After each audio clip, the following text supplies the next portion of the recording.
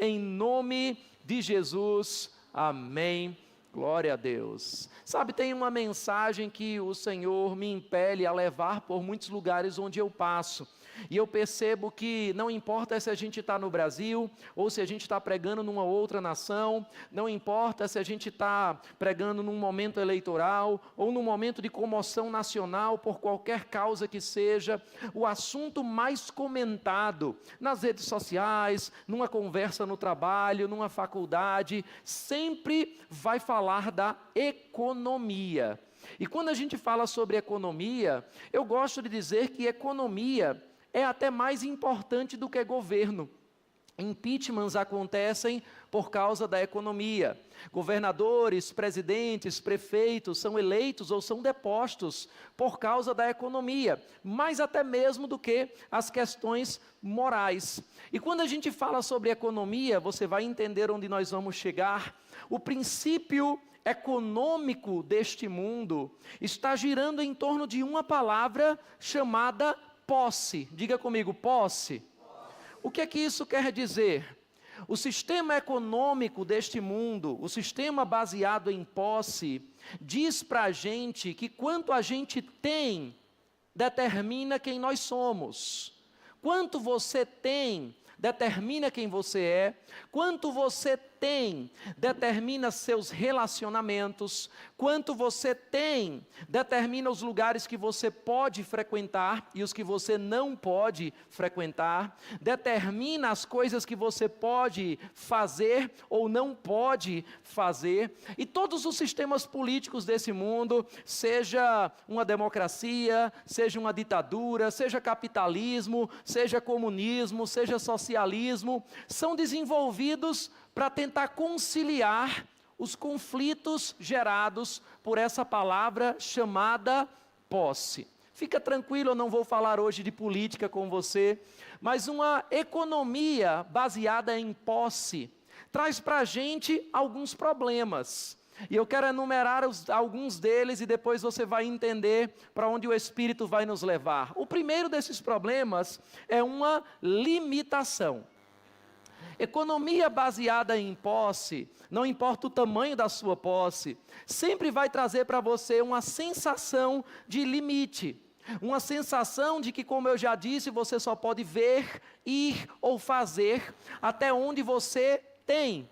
Consequentemente, traz para a gente um segundo problema, que é o problema da frustração. Porque com o desejo insaciável de ser dono de cada vez mais, porque eu tenho que ter para ser, eu sempre acho que não tenho o suficiente. Isso traz para a gente também o estresse. Porque quando nós pensamos que somos dono, você vai se preocupar. Porque se é seu, você precisa proteger, você precisa garantir a segurança. Alguém pode roubar, aquilo pode se corromper, pode se degradar. E esse sentimento de cuidado muitas vezes traz um estresse, às vezes exagerado para algumas pessoas. Mas traz também invejas e contendas. Porque debaixo desse sistema, muita gente pensa que para que um ganhe, o outro tem que perder. A gente sempre fica feliz com o nosso carro, até ver o colega de trabalho com um carro melhor, e aí a gente já acha que não tem um carro tão bom assim. A gente fica feliz com a reforma que a gente fez na nossa cozinha, até a gente descobrir que o vizinho tem uma cozinha maior, e aí aquela cozinha já não parece tão bonita para a gente. Então, esses são alguns problemas, são algumas limitações. Agora, as pessoas debaixo desse sistema vão viver trabalhando para sentir que possuem mais. Elas trabalham 6 dias normalmente na semana e gastam o 7º dia se preocupando com os próximos 6. E não importa quanto você tem debaixo disso, o tamanho da casa, ou a qualidade, o preço dos alimentos que você come, da roupa que você veste, se você só trabalha para ter, isso não é vida, isso é sobrevida, isso é sobreviver. Agora, se esse é o sistema econômico do mundo, e você pode estar pensando, pastor, isso aí eu sei que o mundo funciona dessa forma. A pergunta é, qual então é o sistema econômico de Deus? qual é o sistema econômico do reino. E enquanto o mundo trabalha com esse conceito de posse, eu tenho que ter para ser, Deus trabalha com uma outra palavrinha que a gente vai falar hoje, chamada acesso. Diga comigo, acesso. E se eu puder dar um tema para essa mensagem desta noite, o tema é trocando a posse pelo acesso. Quando você olha para o livro de Gênesis, no capítulo 1 e versículo 26, nós temos um versículo muito conhecido no nosso meio, muito clássico, e Deus mostra o motivo de criar a humanidade. Está lá em Gênesis 1, 26. Então disse Deus: façamos o homem à nossa imagem, conforme a nossa semelhança, domine ele sobre os peixes do mar, sobre as aves do céu, sobre os grandes animais de toda a terra, e sobre todos os pequenos animais que se movem rente ao chão. Então, Deus criou o homem, e Deus deu ao homem domínio. Deus deu ao homem todos os recursos da terra, para que ele pudesse gerenciar. Nós chamamos isso, se tem algum teólogo de plantão nesse culto, de mordomia cristã. Em outras palavras, você está cuidando. Mas se tem algo que você vai aprender essa noite, é que não é seu. Olhe para quem está do seu lado, por favor, me ajude a pregar para essa pessoa. Se ele for tímido, olhe bem nos olhos dele e diga para ele: meu irmão, não é seu. Você só está tomando conta. Deus deu ao homem acesso a todos os recursos da terra, mas ele não era o dono. Por quê? Porque a Bíblia, se você prestar atenção, não fala somente sobre irmos ao céu um dia. Algumas pessoas pensam que Jesus só veio para a terra para um dia levar o homem para o céu. Mas na verdade Jesus veio para a terra para trazer o céu para o homem. Para trazer o céu para a terra. E quando nós vemos Deus colocando Adão na terra, Ele está estabelecendo uma extensão do reino dele. O rei dos reis é o Senhor. Adão e Eva estavam estendendo a cultura dos céus aqui na terra. A Bíblia fala sobre uma cultura do reino. Eu não sei se você já prestou atenção, mas não se fala nem no Antigo nem no Novo Testamento que Deus é o presidente dos céus. Quem inventou a democracia não foi Deus. Quem inventou a democracia foi a Grécia. Eu não estou falando com isso contra a democracia, não me entenda errado, mas nós falamos de um outro sistema, e não pense nas monarquias modernas. Porque no reino que nós vemos, quando essa palavra foi usada lá no começo do livro de Gênesis, o rei é dono de tudo. Eu sei que essa mensagem inicialmente não motiva algumas pessoas, não empolga algumas pessoas. Talvez alguns aqui não queiram correr na unção a descobrir que você não é dono de nada. Mas eu quero dizer mais uma vez, não é seu. E eu te dou uma chance, nós temos alguns minutos ainda para você sair daqui se você quiser, porque nós vamos fazer uma grande expropriação nesse culto. Se você entrou nesse lugar achando que é dono de alguma coisa, você vai descobrir que não é dono de nada. Porque num reino, o rei tem que ser dono de tudo. Quando falamos de cultura de um reino, nós falamos de rei, nós falamos de reino, nós falamos de governo e nós falamos de uma economia. Adão era livre para comer de tudo, mas não era dono de nada. E essa é a verdadeira prosperidade bíblica. Eu quero que você entenda isso. Se nós queremos viver o reino de Deus, não é o seu reino, quer viver os seus sonhos? Algumas pessoas dizem: olha, se você tiver fé, se você for esforçado, você pode ser qualquer coisa na vida. Isso pode estar nos ensinamentos de coachings e autoajuda, não está na Bíblia. A Bíblia não ensina você a ser o que você quiser ser. Quer viver os seus sonhos? Se prepare para pagar a conta. Agora, se você quiser viver os sonhos de Deus para você, Ele patrocina, Ele sabe quantas pessoas você precisa, Ele sabe quanto dinheiro você precisa, até as ideias Ele deixa você usar, mas não são suas, é dEle. Se você ainda está em dúvida, diz a Bíblia, porque dEle, por Ele e para Ele são todas. No grego significa todas. Não sobrou absolutamente nada. Então, se nós queremos fazer parte de um reino, assim como se fazia antigamente, nós temos que abrir mão da nossa posse para poder desfrutar do acesso dele. Eu quero convidar você hoje a trocar a posse pelo acesso. Senhor, tudo o que eu tenho é teu. E se eu fosse Deus, olharia tudo isso, uau! Graças a Deus, eu não sou Deus. Tudo isso que você tem, você vai me dar? Sim, Senhor, é tudo teu. Então tudo bem, agora que é meu, passe a ter acesso às minhas coisas. Quando você aprender a trocar a posse pelo acesso, eu não sei se você já fez essa conta, eu já fiz muitas vezes. A minha folha de pagamento não paga os sonhos que Deus colocou no meu coração.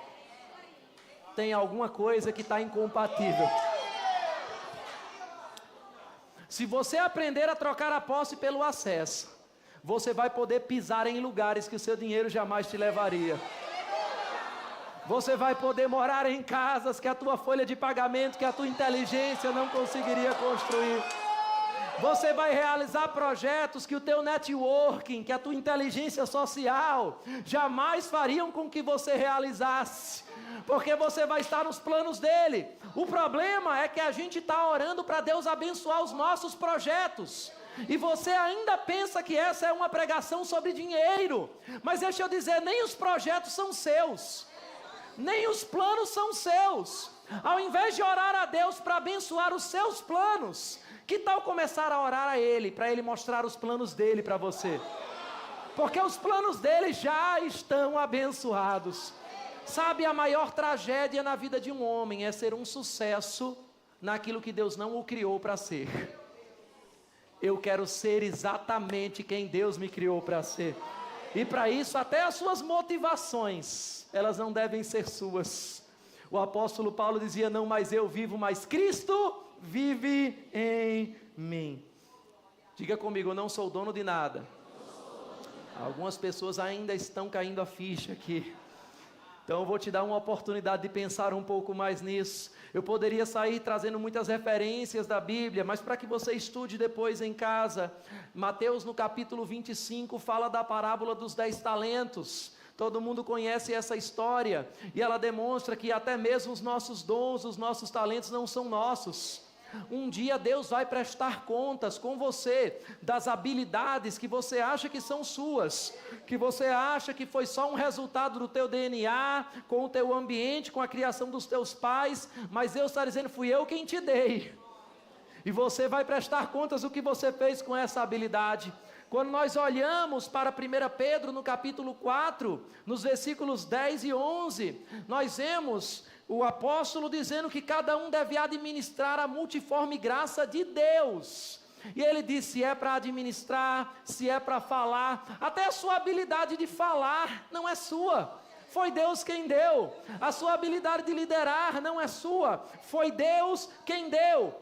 Agora, um extremo desse conceito, por muitas décadas, levou a igreja a pensar que se eu não sou dono de nada, se é tudo de Deus, então eu sou pó, então eu sou miserável, eu sou apenas o vermezinho de Jacó. Mas olhe, por exemplo, o que diz a Bíblia em Deuteronômio, no capítulo 8. Abra comigo, por favor, vamos ler alguns versículos lá. Deuteronômio, capítulo 8, você vai ver o Senhor lembrando o povo de Israel, o que aconteceu com eles quando eles saíram do Egito, na direção da terra de Canaã. E por exemplo, no versículo 4, eu vou ressaltar alguns trechos. A Bíblia diz: as roupas de vocês não se gastaram, os seus pés não incharam durante esses 40 anos. Mas na frente a Bíblia diz no versículo 12: não aconteça que depois de, não é se, é depois de, vai acontecer, depois de terem comido até ficarem satisfeitos, de terem construído boas casas e nelas morado. Se você ainda não tem casa própria, está aqui um versículo para você se firmar na palavra. De aumentarem os seus rebanhos, a sua prata, o seu ouro e todos os seus bens, o seu coração fique orgulhoso, e vocês se esqueçam do Senhor, o seu Deus, que os tirou do Egito, da terra de escravidão. O versículo 17 diz: não digam, pois, em seu coração: a minha capacidade e a força das minhas mãos ajuntaram para mim toda essa riqueza. Você percebeu alguma expressão que se repete nesse pensamento? Meu, eu. E deixa eu dizer algo: meu é uma palavra muito perigosa quando você está no reino, porque não é mais seu. Nem mesmo a capacidade para prosperar é sua, veio de Deus. E aí ele diz: mas lembrem-se do Senhor, o seu Deus, pois é Ele que lhes dá a capacidade de produzir riqueza. Diga comigo: eu tenho capacidade de produzir riqueza. E aí ele diz, confirmando a aliança que jurou aos seus antepassados, conforme hoje se vê. Vá comigo na Bíblia, em Lucas, no capítulo 12. E se você gosta de abrir a Bíblia, você vai amar esse culto. Porque em Lucas, no capítulo 12, e versículo 13, a Bíblia diz o seguinte. Lucas capítulo 12 e versículo 13. Alguém da multidão lhe disse: mestre, dize a meu irmão que divida a herança comigo. Respondeu Jesus: homem, quem me designou juiz ou árbitro entre vocês? Então lhes disse: cuidado, fiquem de sobreaviso contra todo tipo de ganância. A vida de um homem não consiste na quantidade dos seus bens. O que é que Jesus está dizendo? Ele está dizendo: eu não trabalho com posse. Não tem a ver com quantos bens você tem. Essa não é a essência, esse não é o alvo, esse não é o propósito. Mas ele continua falando. A Bíblia diz, então, no versículo 42. Vamos ler do 16 aqui antes, a gente salta depois para o 42. Então lhes contou esta parábola: a terra de certo homem rico produziu muito. Ele pensou consigo mesmo: o que eu vou fazer? Não tenho onde armazenar a minha colheita. Então disse: já sei o que eu vou fazer. Vou derrubar os meus celeiros, construir outros maiores, e ali guardarei toda a minha safra, todos os meus bens, e direi a mim mesmo: você tem grande quantidade de bens, armazenado para muitos anos. Descanse, coma, beba e alegre-se. Contudo Deus lhe disse: insensato, essa mesma noite a sua vida lhe será exigida. Então quem ficará com o que você preparou? Assim acontece com quem guarda para, mas não é rico para com. Veja, o problema não é você desfrutar das riquezas. O problema está na essência, no propósito, na motivação, está em guardar para si. Você vai ter acesso a muito mais do que a sua folha de pagamento. Ei, você vai ter acesso a muito mais do que a sua inteligência. Você vai ter muito mais acesso do que a sua rede de contatos pode alcançar. Por quê? Quando isso acontecer, até a glória vai ser para Deus. Porque Deus vai dizer: fala a verdade, você não era tão inteligente assim para fazer isso tudo. Fala a verdade, você não tinha tanto dinheiro assim para realizar isso. Fala a verdade, você não tem tanto relacionamento assim para chegar nesse lugar. Como foi? E você vai dizer: tinha que ter sido Deus. Porque até a glória é dele. Ele não vai dividir a glória com a sua força, com a sua inteligência, com a sua capacidade. Diga: é dele. Olhe de novo para o seu vizinho, diga: não é seu. Diga para ele: você só está tomando conta. Agora eu vou dar uma grande revelação para você. O versículo 42 continua falando do mesmo assunto.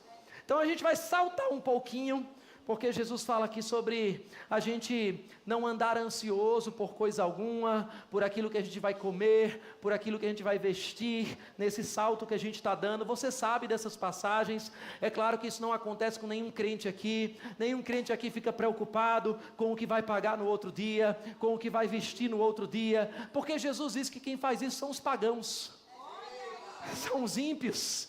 E é claro que a igreja não está imitando o comportamento dos ímpios. Ele diz: busque o reino de Deus e a sua justiça, e as demais coisas serão. Em outras palavras, busque obedecer, busque o propósito, e eu vou trazer todas as necessidades que você tem para serem cumpridas, porque quando você está no plano de Deus, é Deus quem patrocina. Aleluia. Sabe, a Bíblia nos compara a pessoas que estão alistadas para satisfazer aquele que nos arregimentou. Eu não sei se tem alguém aqui que serve às Forças Armadas ou que já serviu, mas quando você está em missão, nenhum soldado compra seu uniforme. Nenhum soldado paga seu almoço se tiver em missão. Nenhum soldado paga sua hospedagem. Ele só tem uma responsabilidade: cumprir a missão. Se eu estiver dentro da missão, o exército vai dar tudo o que eu preciso para cumprir a missão. Se você estiver debaixo do projeto de Deus para a sua vida, Ele vai trazer as pessoas certas no momento certo, Ele vai trazer os recursos certos no momento certo, até as ideias certas Ele vai trazer no momento certo, para quando você chegar do outro lado, você olhar para a jornada e dizer: tinha que ter sido Deus, eu não conseguiria fazer isso. Agora veja o que Jesus fala aqui, no versículo 42 de Lucas 12, vá comigo rapidamente, porque a Bíblia diz o seguinte, Lucas 12, 42. O Senhor respondeu: quem é, pois, o administrador fiel e sensato? Diga comigo: fiel e sensato, a quem o seu Senhor encarrega dos seus servos para lhes dar sua porção de alimento no tempo devido. Feliz o servo a quem o seu Senhor encontrar fazendo assim quando voltar. Preste atenção na palavra servo, porque não é a palavra funcionário, não tinha CLT nesses dias. Ele está falando sobre escravo mesmo. E a gente precisa entender esse conceito, porque a gente tem falado de Jesus como Salvador, mas às vezes a gente se esquece dele como Senhor. E o senhorio significa que a vida sua, nem a vida mais é sua, é dele. Diga comigo: é dele.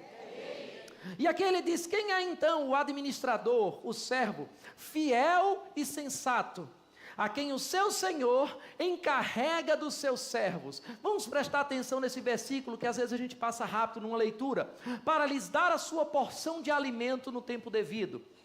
Então vamos lá. Deus, Ele me tem como um administrador. E aí, Ele tem debaixo de mim servos a quem Ele encarregou. Não são meus servos, são servos dEle. Mas a Bíblia diz que Deus me encarregou de lhes dar a porção de alimento no tempo devido. Qual é o tempo devido? Até o tempo não é seu. É Ele quem determina. Então preste atenção. Deus me dá um carro.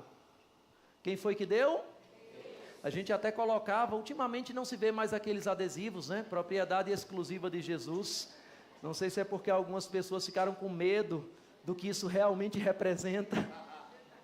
Fica tranquilo, eu não vou pedir teu carro hoje.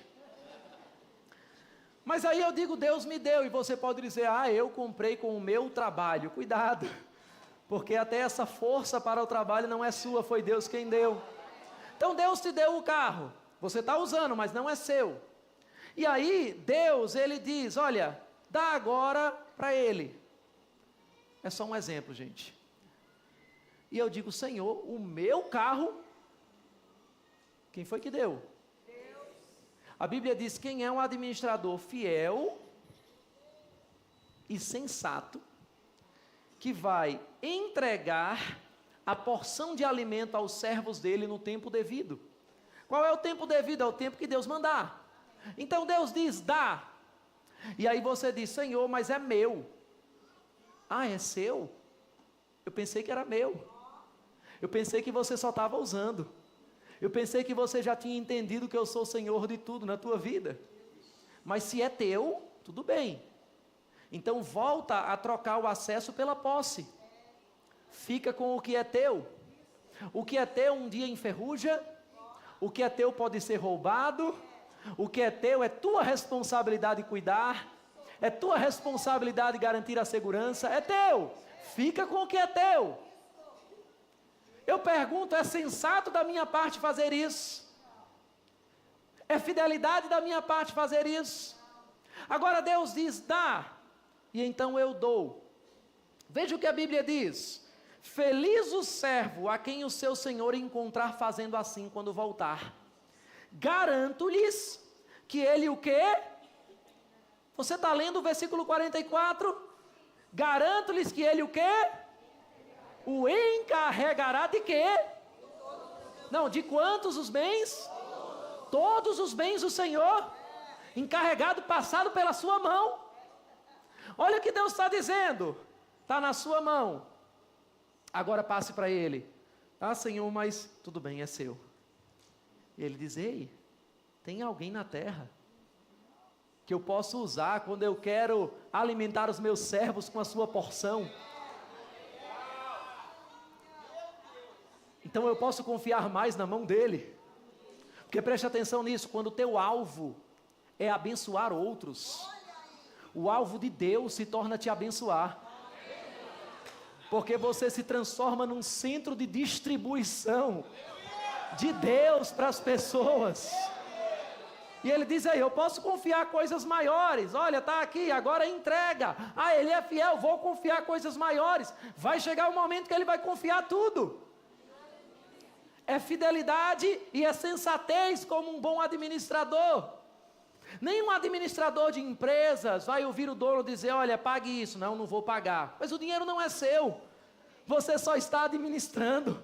Você tem que obedecer ao dono. Sabe, eu costumo dar esses testemunhos, e eu não vou falar isso porque são os melhores testemunhos, mas são os meus testemunhos. Então, como sou eu quem estou pregando, eu vou dar os meus testemunhos. Quando você estiver pregando, você dá o seu, tá bom? Mas eu lembro que alguns anos atrás o Senhor falou comigo sobre ofertar um carro. E então eu orei um pouco sobre isso e eu fiz aquela oferta daquele carro. 6 meses depois, sabe o que aconteceu? Nada. Passaram-se mais 6 meses. E o Senhor falou comigo mais uma vez, eu quero que você oferte um carro. E eu relutei. Eu fiz contabilidade com Deus, talvez só eu tenha feito isso aqui, mas finalmente eu entendi e eu entreguei aquele carro. Passou mais um ano, sabe o que aconteceu? Você está me zoando, né? Mais um ano, nada. 2 anos, 3 anos, e aí de repente em um culto, glória a Deus, o Senhor fala comigo, dê um carro. E eu questionei, Senhor, eu nunca ganhei um carro. E aí pensei, orei, falei com minha esposa, pensando que ela ia dizer, olha, pense direitinho, veja se é isso mesmo. E eu disse, Mísia, o Senhor está falando comigo para dar um carro. Pensei que ela ia dizer, vamos orar, vamos pensar uma semana. Ela vira para mim e disse, se é Deus, por que não deu ainda? E aí eu dou esse carro. Passam-se mais alguns meses. A gente está dirigindo para pregar em uma determinada cidade. E de repente, eu gosto dessa expressão, quando o pregador usa de repente, porque a gente pensa que foi algo mágico. Mas os de repente de Deus só são de repente para quem está do lado de fora. De repente Davi foi lá e venceu Golias. De repente para você. Para Davi não. Davi aprendeu a ser fiel com o leão, com o urso, e enfrentou o gigante. De repente, aquela igreja lá em Caxias do Sul começou a crescer, a explodir na cidade. De repente, para quem está do lado de fora. Mas quem está aqui dentro sabe os processos, a entrega, a oração, a consagração, o serviço. De repente, entre aspas, uma pessoa do banco de trás do carro pergunta para mim, pastor, quanto é que custa um avião? E eu disse, como assim? E ele disse, é porque Deus falou comigo para te dar o teu primeiro avião. Aleluia. Deixa eu dizer uma coisa para você, 1 carro, 2 carros, 3 carros não pagariam aquele avião. meu salário não pagaria aquela aeronave, mas o Senhor estava me ensinando a trocar a posse pelo acesso. Quando Deus coloca no seu coração uma oferta, Ele não precisa dessa oferta, Ele está só procurando legalidade, para poder confiar em você coisas maiores, para que Ele receba a glória daquilo que está na sua mão. Nós somos provedores de soluções divinas para a humanidade. Nós somos resposta de Deus para esse mundo. Eu estou olhando para cá e vendo um exército de respostas, um exército de soluções. Você é a resposta de Deus para a vida de alguém. Você é a resposta de oração para a vida de alguém nessa noite. Aleluia! Sabe, quando a gente ainda não entendeu essa troca, a gente vive preocupado. E guarda isso que eu vou te dizer: preocupação é a evidência de que você ainda se acha dono de alguma coisa. Aleluia! Tem gente que está relutando, não aqui, eu estou falando de uma realidade lá de Petrolina. Tem gente que ainda reluta em dar 10% a Deus. Deus nunca quis 10%, Ele quer 100%. Eu lembro de uma vez alguém chegou para um diácono na igreja e disse: ei, é verdade que se eu fizer parte dessa igreja eu tenho que dar 10% de tudo que eu ganho para Deus? E o diácono disse: não, não é verdade. E ele disse: é sim, eu já vi em outros cultos, eu vi o pastor ensinando. E ele disse: não, se você for crente, você tem que dar 100%. E ele ficou lá branco. Dá tempo de você sair do culto se você quiser também, porque hoje a gente vai entregar 100%. Aleluia. Tem gente que ficou animado, tem gente que ainda não entendeu a mensagem, mas olha de novo para o seu vizinho, diga: hoje você vai dar tudo, porque não é seu. Aleluia.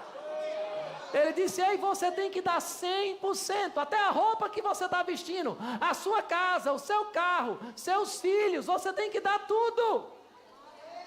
Mas Deus deixa você tomar conta de 90%. Mas não é seu, é dele.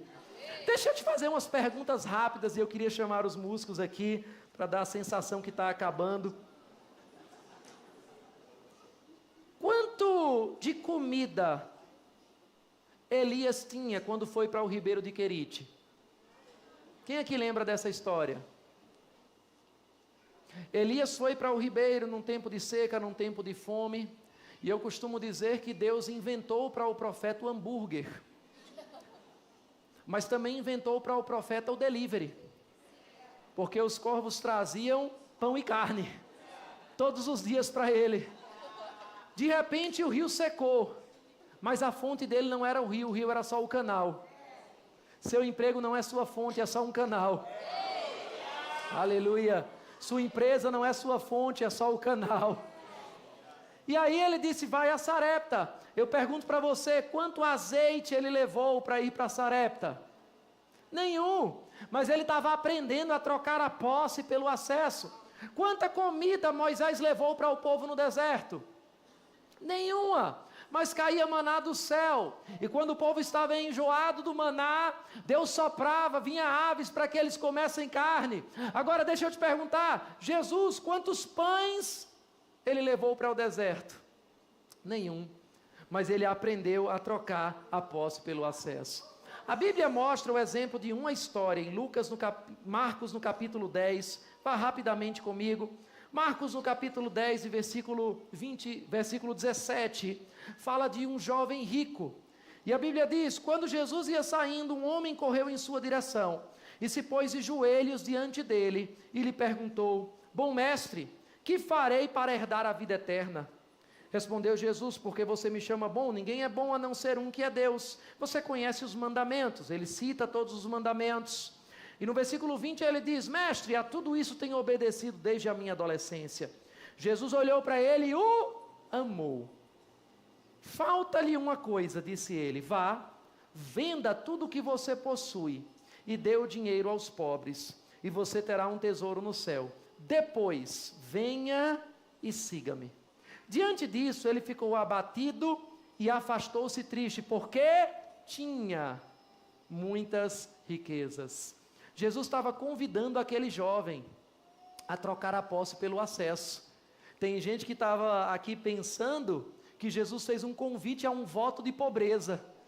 Mas na verdade os próprios discípulos depois se surpreendem, quando Jesus diz como é difícil aos ricos entrar no reino dos céus. E veja qual é a resposta que Jesus vai trazer. A Bíblia diz ainda no versículo 29, respondeu Jesus, digo-lhes a verdade, ninguém que tenha deixado casa, irmãos, irmãs, mãe, pai, filhos ou campos, por causa de mim e do Evangelho, deixará de receber 100 vezes mais, já no tempo presente, casas, irmãos, irmãs, mães, filhos e campos, e com eles perseguição. Eu digo que é os juros do crescimento,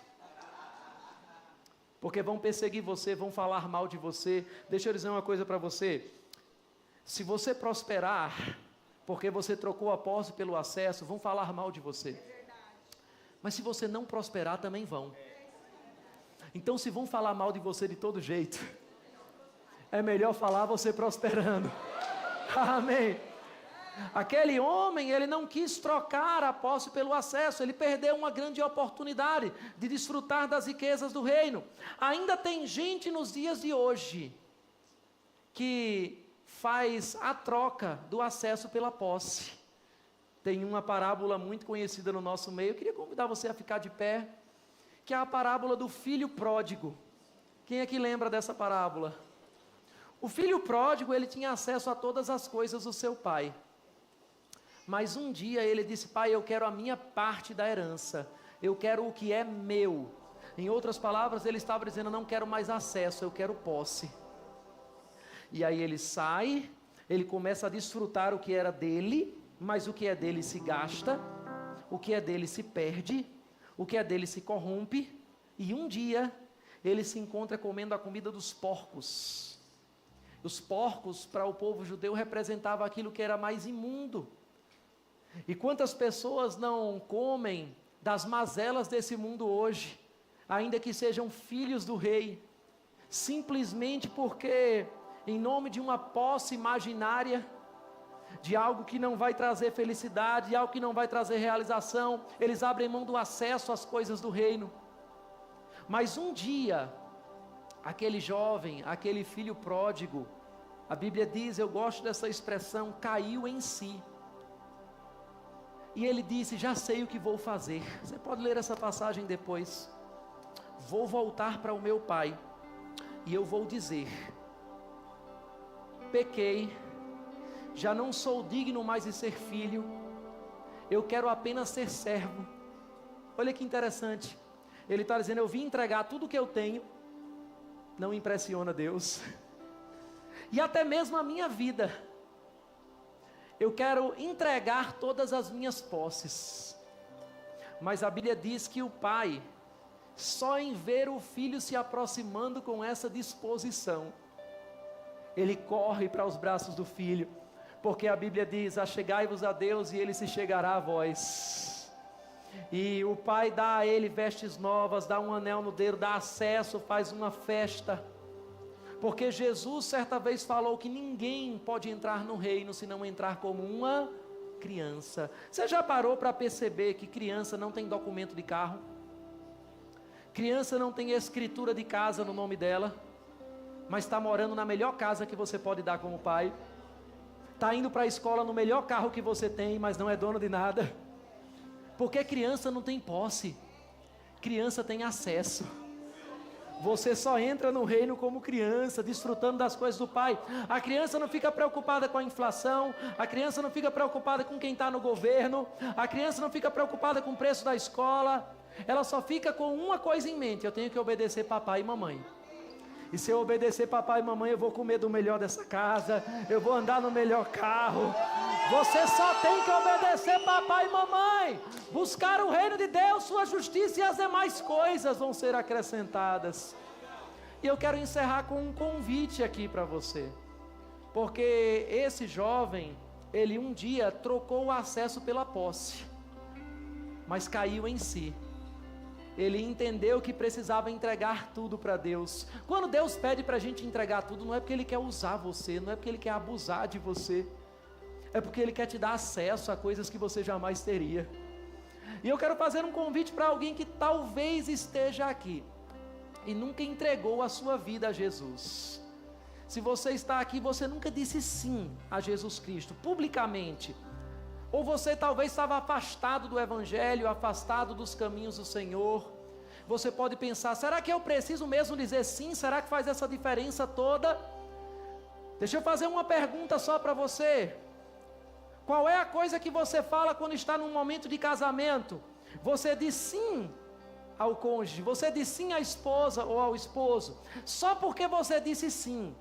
Tudo que é seu é daquela pessoa, tudo que é daquela pessoa agora é seu também. Só um sim, diante de uma testemunha na terra, já faz essa transmissão. Imagina diante dos céus. Eu queria saber se tem alguém aqui que quer dizer esse sim diante de Deus, esse sim a Jesus Cristo. Se você quer entregar a sua vida a Jesus, eu queria orar com você. E eu queria que onde você está, você vencesse o medo, você vencesse a timidez, e você levantasse a sua mão bem alto para eu ver. Se tem alguém que quer entregar a sua vida a Jesus, eu estou vendo uma pessoa levantando a sua mão. Aleluia, tem mais alguém nesse lugar? Levante a sua mão bem alto, eu quero ver você, eu quero orar com você. Eu não sei se tem alguém na galeria, não consigo ver. Estou vendo uma segunda pessoa levantando a mão naquela seção ali atrás. Você que está levantando a sua mão, eu queria convidar você rapidamente a vir aqui à frente. Nós vamos orar juntos e algo vai acontecer com a sua vida. Eu não sei como é que a gente faz aqui, mas em Petrolina, quando alguém entrega a sua vida a Jesus, a gente faz muita festa. Aleluia! Porque tem festa nos céus e tem que ter festa na igreja também. Tem mais alguém nesse lugar? Levante a sua mão bem alto, deixa eu ver você. Você não pode voltar para casa sem receber esse presente. Você não veio para cá só para ouvir uma música, para receber uma palestra. Você veio para receber vida eterna. A Bíblia diz que por meio de Jesus nós temos acesso. Aleluia, você veio para ter acesso às coisas de Deus. Em mais alguns segundos, nós estaremos celebrando a ceia do Senhor. Nós estaremos celebrando esse sangue da aliança. Tem mais alguém se decidindo pelo Senhor aqui? Meu irmão, se a Bíblia diz que quando uma pessoa nasce de novo, tem festa nos céus. Imagina quando 1, 2, 3, 4, 5 pessoas, 6 pessoas, talvez tenha a 7ª aqui chegando também.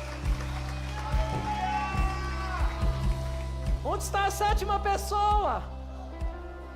Você estava dizendo, se alguém for, eu vou. Você não tem mais desculpa então, porque já tem gente aqui. Você só precisa dizer sim também ao Senhor. Pastor, mas você está insistindo. Sabe que vacinação, o governo tem que fazer campanha mesmo sendo bom, porque tem gente que não entende quão bom é. Eu estou fazendo uma campanha aqui de vacinação. Vacinação contra juízo. Aleluia. Eu estou falando para você algo que pode mudar a tua vida para sempre. Então eu sei que tem mais pessoas, e é por isso que eu vou falar uma última vez. Se você está aqui e você quer entregar a sua vida a Jesus, levante a sua mão onde você está. Nós vamos orar juntos nesse momento. Aleluia. Mais alguém? Aleluia. Estende as suas mãos na direção deles aqui. Você que veio aqui à frente, feche os teus olhos comigo. Repete essa oração, diz comigo: Senhor Jesus, eu acredito que o Senhor morreu numa cruz pelos meus pecados e que ao 3º dia o Senhor ressuscitou. E eu te recebo hoje como meu Senhor, como meu Salvador. E eu decido te seguir e te obedecer todos os dias da minha vida, em nome de Jesus. Amém. Você pode celebrar a vida dele. Aleluia. Aleluia. Eles vão cear conosco. Eles têm acesso à família agora. Eu quero pedir aos diáconos que possam